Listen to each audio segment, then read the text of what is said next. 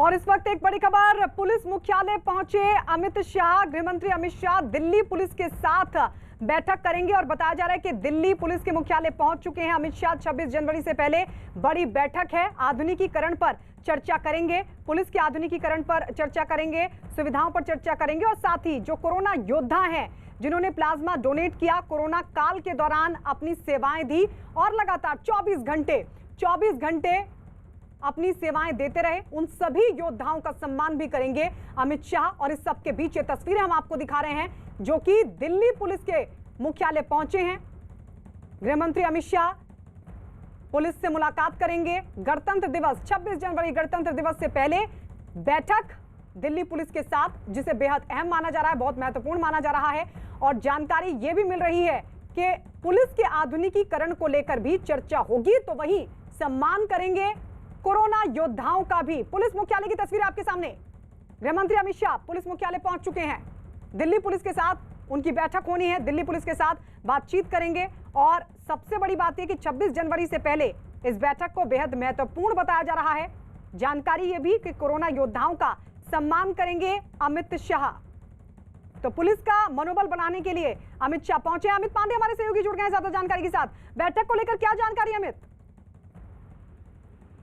देखिए, आपसे थोड़ी देर पहले यहीं पर दिल्ली पुलिस के मुख्यालय में गृह मंत्री अमित शाह पहुंच चुके हैं और आला अधिकारियों के साथ बैठक उनकी शुरू हो गई। जितने भी दिल्ली पुलिस के आला अधिकारी हैं, कानून व्यवस्था और इसके अलावा अन्य पहलुओं से जुड़े, उनसे मुलाकात कर रहे हैं। इसके अलावा दिल्ली पुलिस के कर्मियों के साथ भी रूबरू होंगे गृह मंत्री अमित शाह। और कुल मिलाकर पुलिस मॉडर्नाइजेशन को लेकर, जैसा कि गृह मंत्री ने अपने कार्यकाल के दौरान जोर दिया है, उसको लेकर चर्चा करेंगे। कोरोना वॉरियर्स को सम्मानित किया जाएगा और इसके अलावा कुछ दिल्ली पुलिस से जुड़े महत्वपूर्ण ऐप का भी शुभारंभ किया जाए। तो कुल मिलाकर राष्ट्रीय राजधानी की पुलिस, जो कि सीधा का सीधा दिल्ली गृह मंत्रालय को रिपोर्ट करती है, कैसे सुचारू रूप से काम करे, कैसे इफेक्टिव बने, किस तरीके से आधुनिक तरीके से काम करे, गृह मंत्री बेहद अहम चर्चा करेंगे आला अधिकारियों के साथ। जी, कोरोना योद्धाओं का सम्मान करेंगे, आपने जानकारी दी। तो अमित, किस तरीके से कोरोना योद्धाओं का सम्मान किया जाएगा? क्योंकि हम लगातार देखते रहे हैं किस तरीके से कोरोना काल में पुलिस ने अपनी पूरी भूमिका निभाई,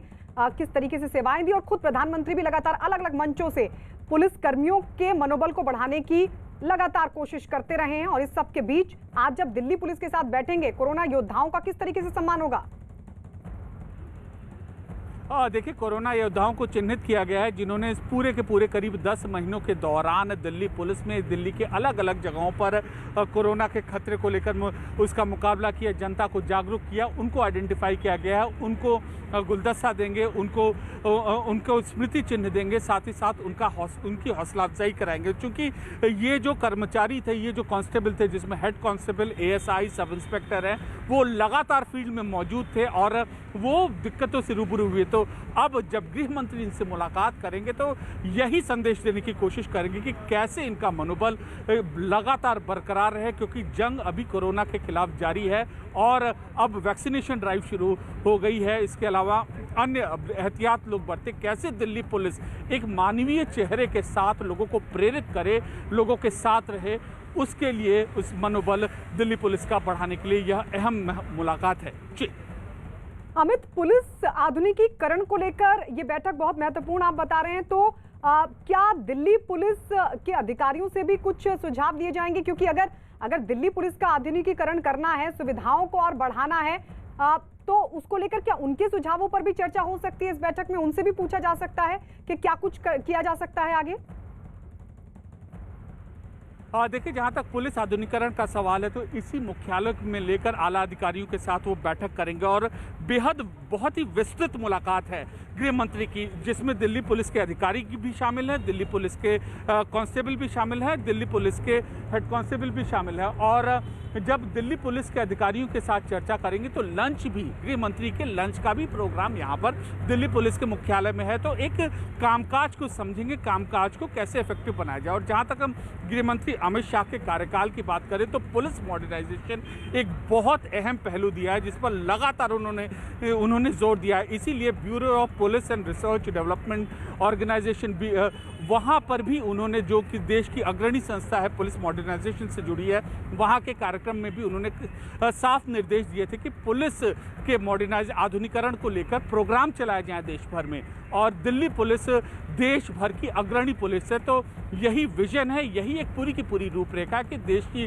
राजधानी की पुलिस अग्रणी भूमिका निभाए, और इसको देखते हुए बाकी राज्यों की भी पुलिस आधुनिकीकरण की दिशा में बढ़े, कानून व्यवस्था ठीक से हो, लेकिन एक ह्यूमन टच के साथ।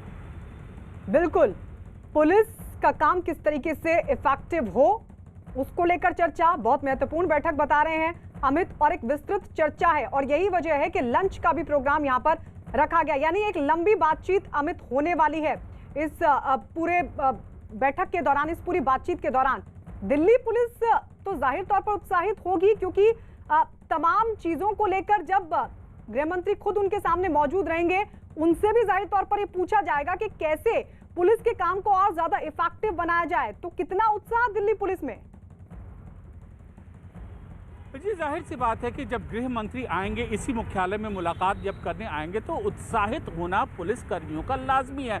अलग अलग तरीके की चुनौती से देश की राजधानी की पुलिस यहाँ पर निपटती है। वीआईपी सिक्योरिटी है, आतंकियों का खतरा है, आंदोलन की चुनौती है, इसके अलावा ट्रैफिक की व्यवस्था है, इसके अलावा कोरोना की चुनौती है, इसके अलावा प्रदूषण या आपातकाल जैसी स्थिति होती है उसकी चुनौती है। तो एक चौतरफा चुनौतियों से दिल्ली पुलिस यहाँ पर घिरी रहती है, और उसी के कामकाज को कैसे एक प्रोफेशनल पुलिस बनाया जाए, ये विजन रहा है। और गाती एकाएक ही हम इसको, इस विजिट को हम नहीं कह सकते, एक विजन के मुताबिक, एक लंबी योजना के मुताबिक हम इस विजिट को हम यहाँ पर देख सकते हैं, क्योंकि एक पूरा का पूरा प्रोग्राम चल रहा है bureau of police research development organisation, जो कि देश की अग्रणी संस्था है, कि कैसे देश भर की पुलिस आधुनिक हो, और उसी के तहत यहाँ पर गृह मंत्री आएंगे और कैसे स्मार्ट पुलिस यहाँ पर बने। तो एक विस्तृत चर्चा होगी, लंबा समय यहाँ पर बिताएंगे, कामकाज को समझेंगे, अपने सुझाव देंगे, और बेहद जो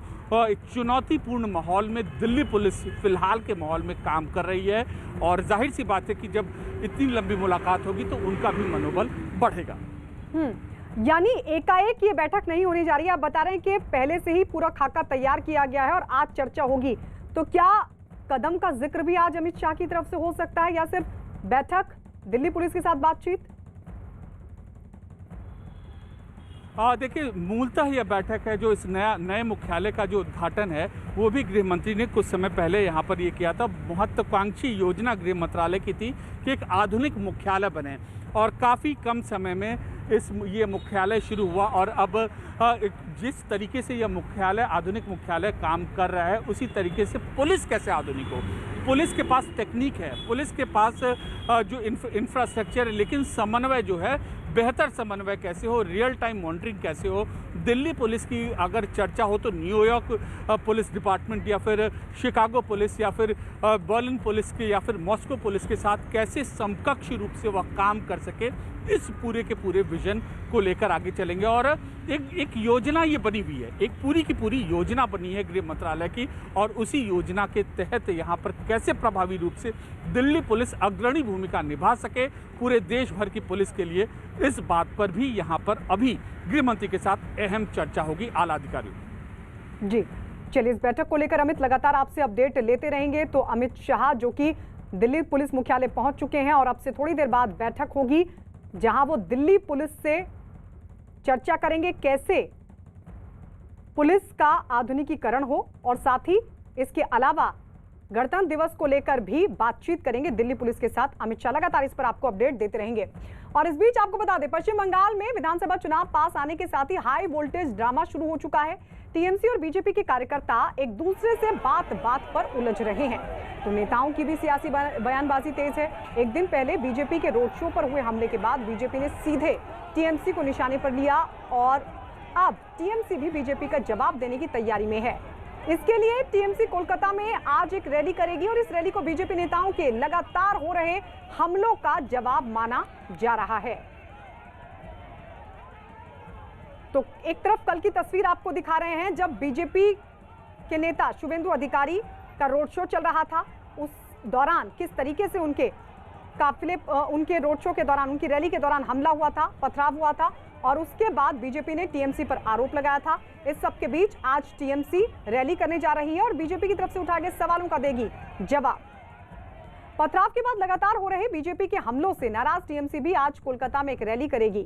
बताया गया कि आज दोपहर 2:30 बजे रैली होगी और इस रैली के जरिए कल हुई घटना पर विरोध दर्ज किया जाएगा, क्योंकि कल जिस तरीके से बीजेपी ने कहा कि टीएमसी की तरफ से यह पथराव हुआ और अक्सर उनके कार्यक्रम को निशाना बनाया जाता है, इसको लेकर टीएमसी आज अपना विरोध दर्ज करवाएगी।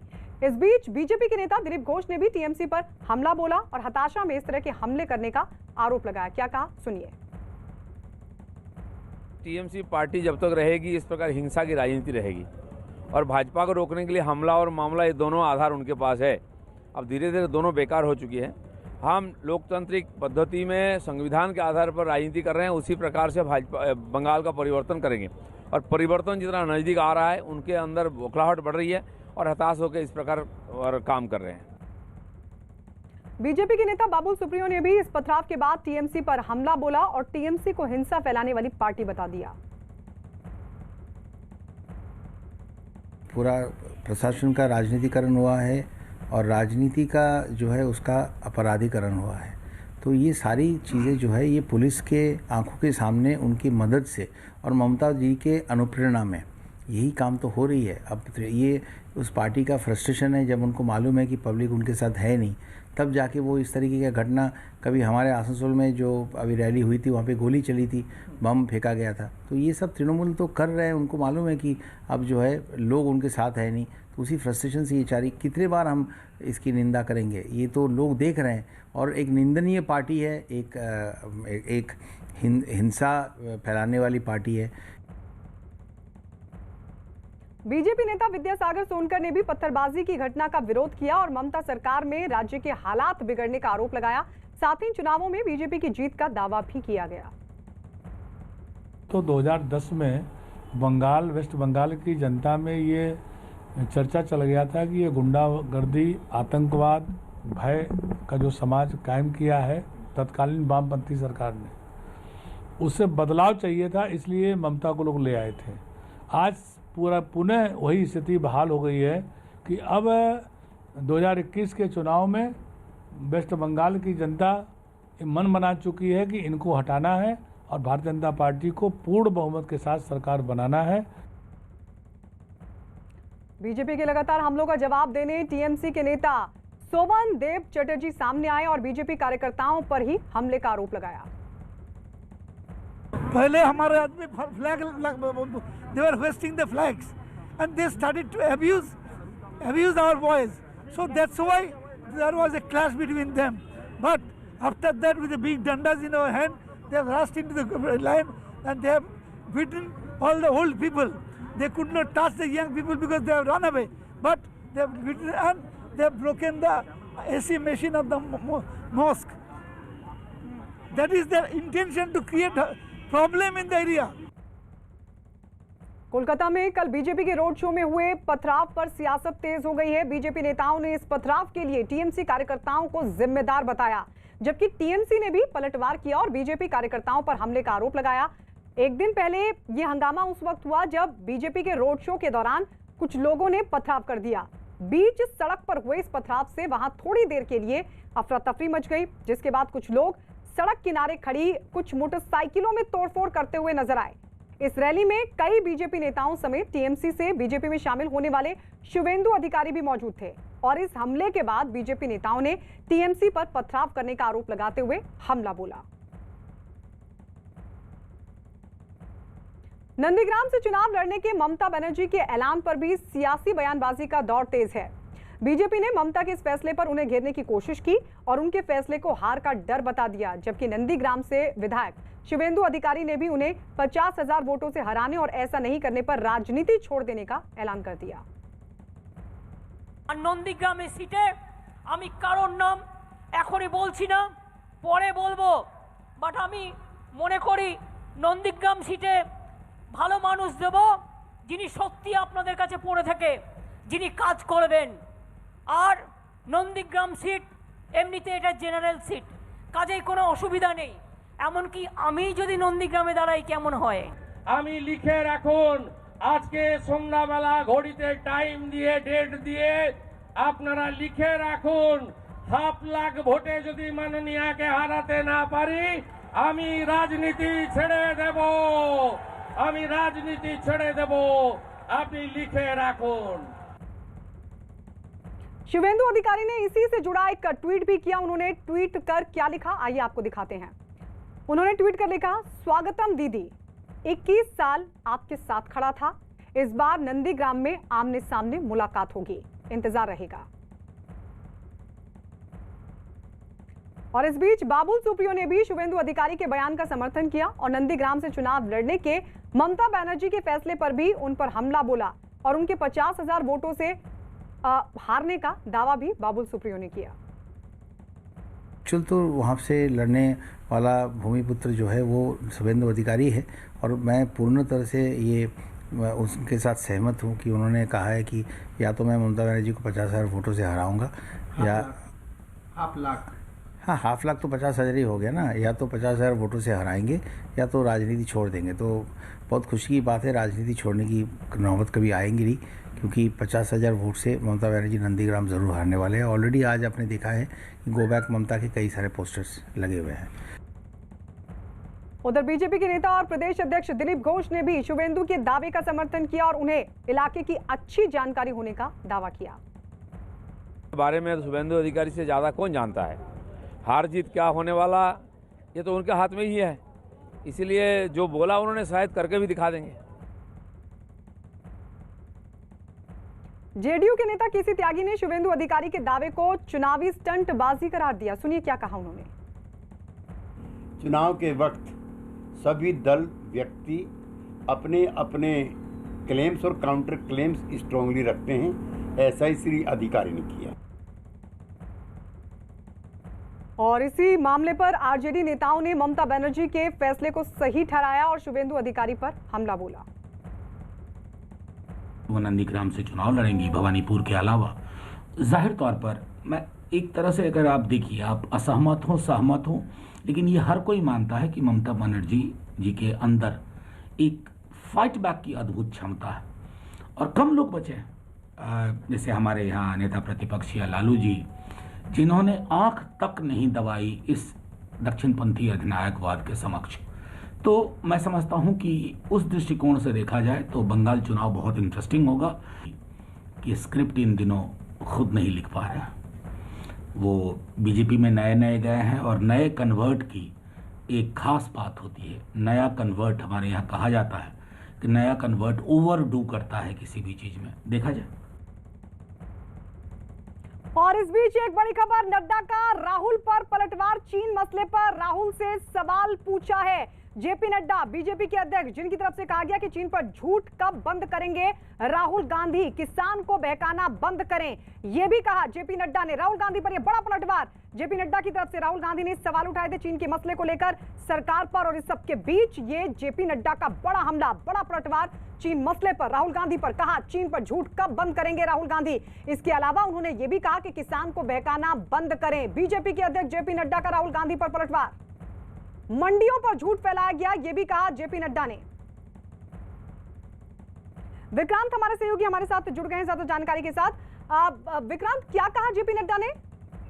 देखिए, बीजेपी अध्यक्ष ने एक तीखा हमला किया ट्वीट से, लगातार सीरीज ऑफ ट्वीट उन्होंने किया है। उन्होंने ये कहा कि राहुल गांधी चूंकि अपनी मंथली वेकेशन, अपनी छुट्टियों से लौट आए हैं, तो वो उनसे कुछ सवाल पूछना चाहेंगे। और आज क्योंकि राहुल गांधी की प्रेस कॉन्फ्रेंस भी है, 1:30 बजे राहुल गांधी प्रेस कॉन्फ्रेंस करेंगे, तो बीजेपी अध्यक्ष ने कहा है कि वो उम्मीद करते हैं कि इन सवालों के जवाब देंगे।